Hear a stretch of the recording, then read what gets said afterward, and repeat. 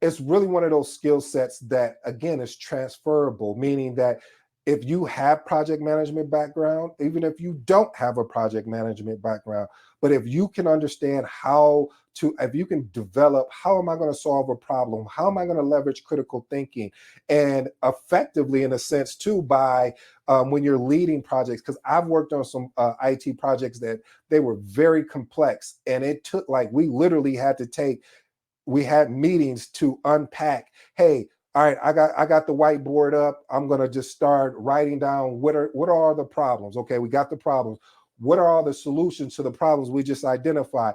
Here's the caveat: if you find yourself spending too much time on the problem instead of the actual solution, you've already sunk your boat, as they would say. You've already gave up. So this is another skill set that's why it goes into this developing problem solving and critical thinking.